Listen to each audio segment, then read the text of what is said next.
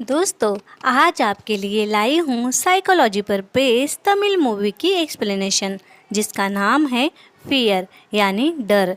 तो ये कहानी 3 टाइमलाइन में दिखाई जाती है। इस कहानी की मेन कैरेक्टर है सिंधु, जिसे प्रेजेंट में दिखाया जाता है। वो एक मेंटल हॉस्पिटल में है।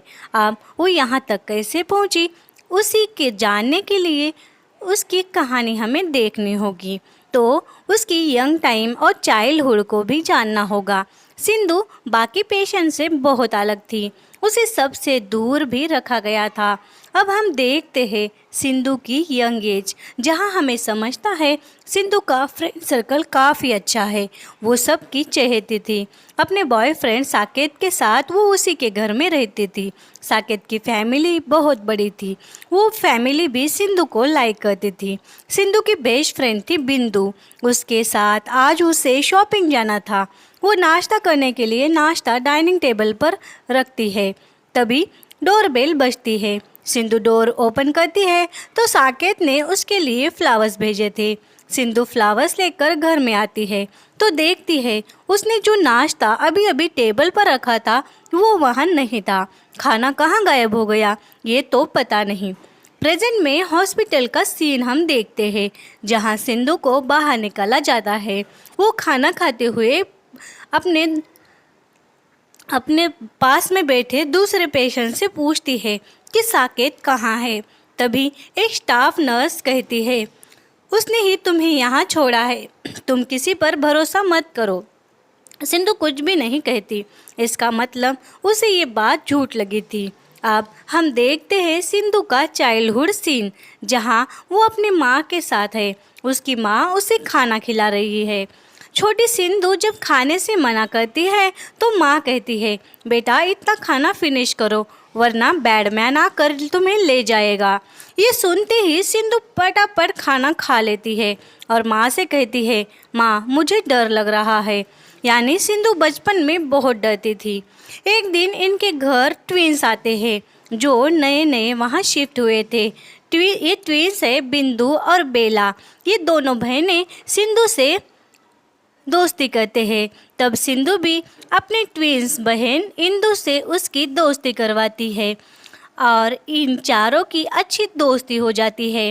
अब सीन सिंधु की यंग एज में दिखता है, जहां सिंधु बिंदु के साथ शॉपिंग करने गई थी, पर यहाँ उसे बार बार एक बैडमैन दिख रहा था, जिसे देख सिंधु काफ़ी डर रही थी। शॉपिंग ख़त्म कर कर वो कार के पास आती है। कार में सामान रखने जाती है तो उसे कार में एक लाश दिखती है।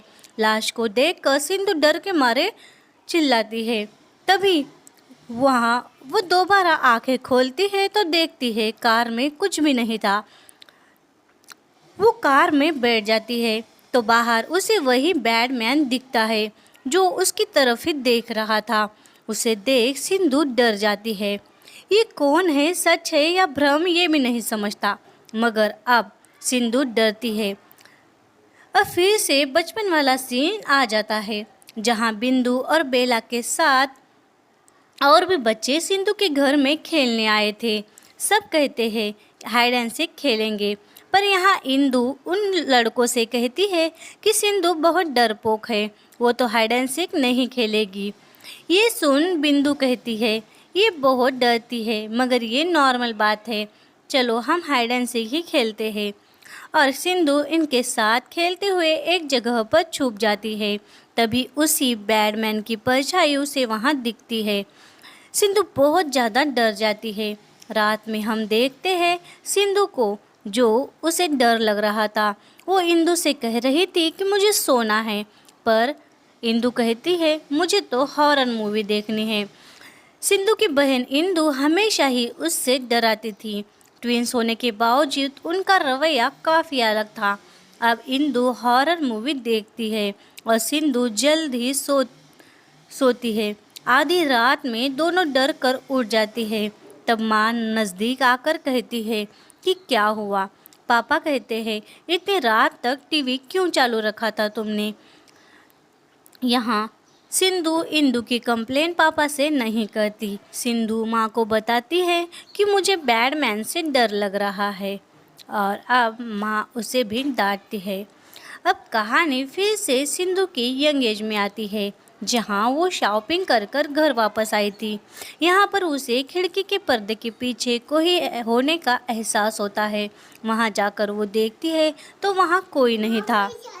अब सिंधु थोड़ी चैन की सांस लेती है और देखती है सामने टेबल पर उसके लिए एक गिफ्ट आया था। वो देखती है उसमें इन दोनों बहनों की एक फ़ोटो फ्रेम थी। वो देख सिंधु खुश हो जाती है। फिर से डोरबेल बजती है। सिंधु दरवाज़ा खोलती है तो वहाँ कोई नहीं था, मगर घर में किसी साये को जाता हम देखते हैं। यहाँ वो घर में आती है। ये साकेत का घर था। साकेत अभी बिजनेस ट्रिप पर बाहर गया था। अब यहाँ सिंधु भी उस साये को देखती है जो घर में घूम रहा था। ये देख वो बहुत डरती है। तभी पीछे से उसके घर में कोई है होने का उसे एहसास होता है। वो डरते हुए वहीं रुकती है और उसके कंधे पर कोई हाथ रखता है। सिंधु चिल्लाती है, मगर ये कोई और नहीं, साकेत की फैमिली मेंबर थी। साकेत का पूरा परिवार वहाँ आया था।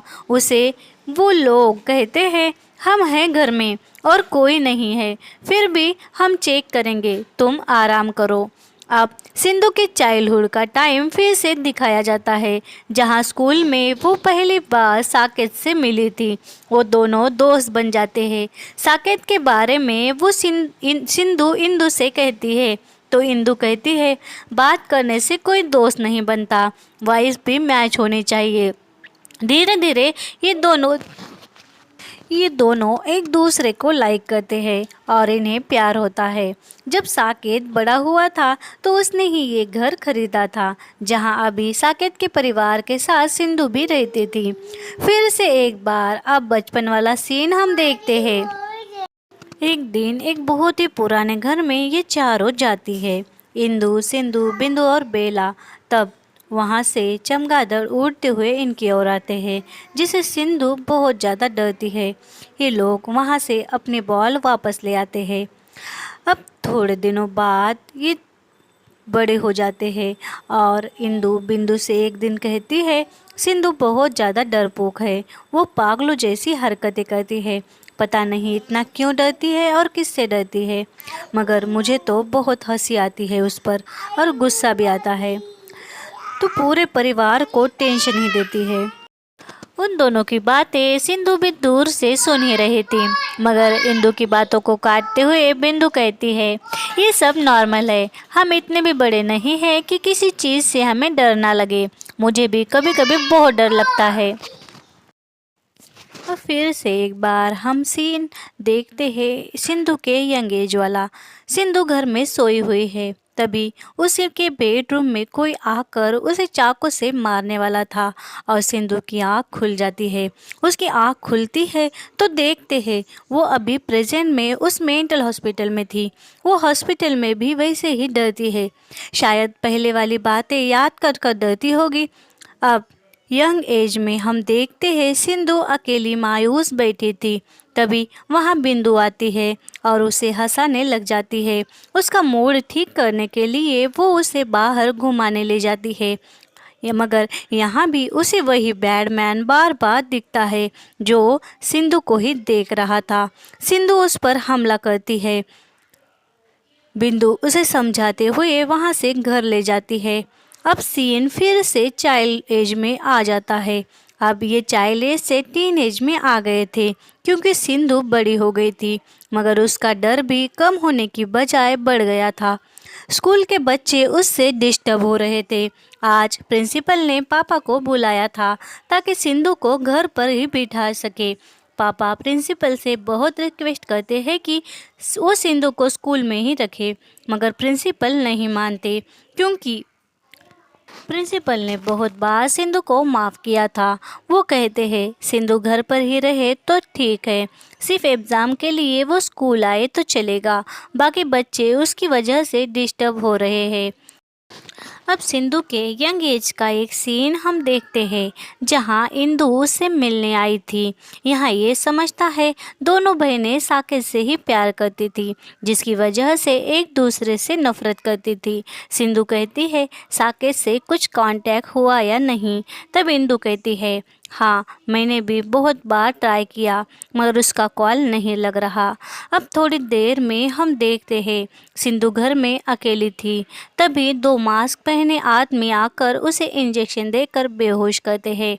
अब वही मेंटल हॉस्पिटल वाला सीन वहाँ दिखाया जाता है जहाँ उसे नर्स इंजेक्शन दे रही थी। यहाँ सिंधु नर्स से कहती है कि मुझे साकेत के पास जाना है। वो बार बार साकेत के बारे में पूछने लगती है। यहाँ डॉक्टर उससे कहता है तुम आखिर ऐसा क्यों करती हो? साकेत नाम का कोई इंसान एग्जिस्ट ही नहीं करता। ये सुन सिंधु अजीब सी हंसी हंसते हुए डॉक्टर की ओर देखती है। यहाँ डॉक्टर जो कह रहा था वो अगर सच है तो फिर ये जो आदमी साकेत के रूप में हम देख रहे थे वो आखिर कौन था जिसे और भी लोग बात कर रहे थे? तो वो रियल में कौन है? ये क्वेश्चन के साथ अब कहानी आगे बढ़ती है। फिर से एंगेज वाला सीन हम देखते हैं। सिंधु पुलिस स्टेशन में साकेत की मिसिंग कंप्लेंट लिखवाने जाती है तो यहाँ पर पुलिस उससे ही बदतमीजी कर लॉकअप में कैद करता है, जैसे पुलिस के लिए ये रोज़ का हो।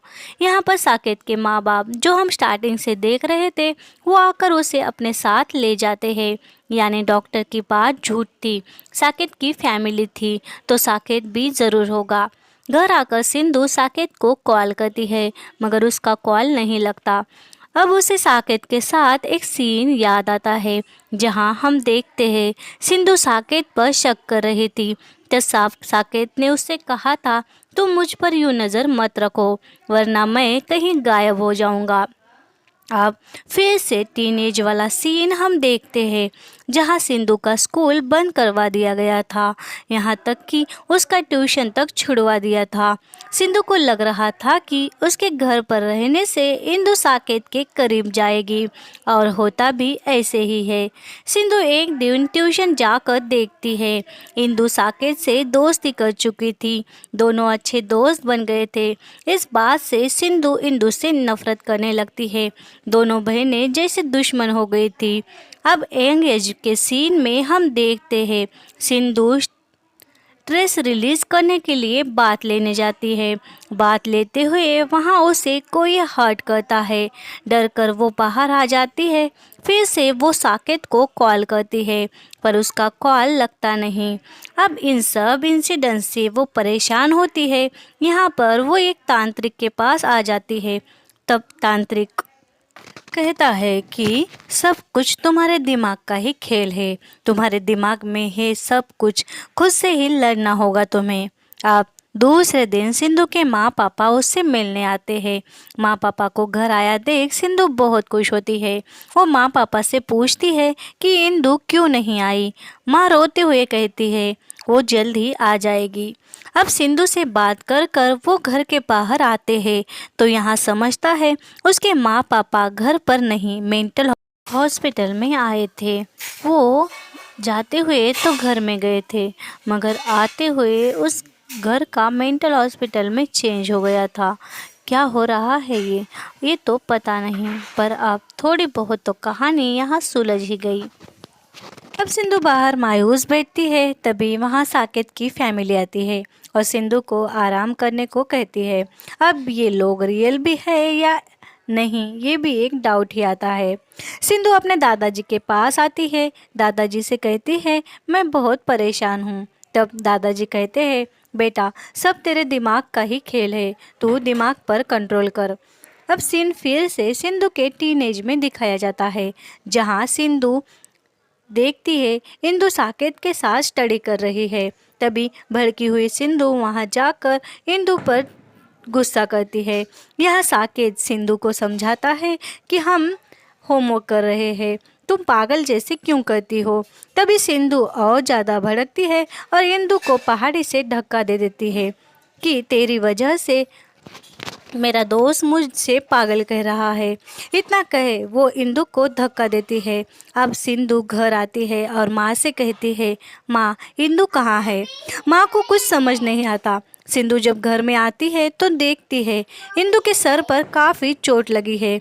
सिंधु उससे माफ़ी मांगती है मगर इंदु कुछ बोलती ही नहीं। थोड़ी देर में सिंधु से मिलने बिंदु आती है। यहाँ सिंधु इंदु के बारे में उससे सब कुछ कहती है कि कैसे इंदु ने साकेत को मुझसे छीना। अब ये बातें सिंधु की माँ भी सुन रही थी। माँ के चेहरे पर टेंशन हमें साफ साफ देखता है। अब यंग एज में हम सिंधु को देखते हैं जो घर में बैठी है। तभी कुछ मास्क मैन वहाँ पर आते हैं और उसे इंजेक्शन देते हैं। प्रेजेंट में मेंटल हॉस्पिटल में जहाँ स्टाफ उसे पकड़कर समझा रहा था कि तुम सच बोलो वरना तुम्हें शॉक दिया जाएगा। अब यहाँ पर डॉक्टर भी आ जाते हैं। उसे शॉट देना था। डॉक्टर सिंधु से कहते हैं, तुम सच सच बताकर मुझे कोऑपरेट करो वरना हमेशा के लिए यही रहने के लिए तैयार हो जाओ। वो फिर से साकेत के बारे में पूछने लगती है। तब डॉक्टर कहता है, साकेत इस दुनिया में है ही नहीं। अब तुम्हारे दिमाग में क्या है सच सच बताना। मैं सवाल पूछता हूँ।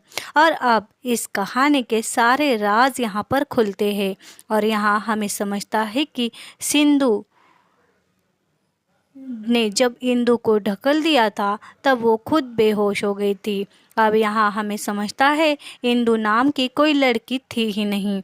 सिंधु के साथ उसके माँ ने एक लड़की को जन्म दिया था पर वो लड़की जल्द ही 3-4 महीने में मर गई थी। यानी सिंधु की बहन बचपन में ही मर गई थी जिसका नाम इंदु था। यानी ये सब सिंधु अब तक इमेजिन कर रही थी। सिंधु जब 5 साल की थी तब उसने अपनी बहन की फ़ोटो देखी थी। तब से ही वो अपनी बहन को इमेजिन करती थी। बचपन से ही सिंधु का दिमाग बहुत ही अलग तरीके से चलता था।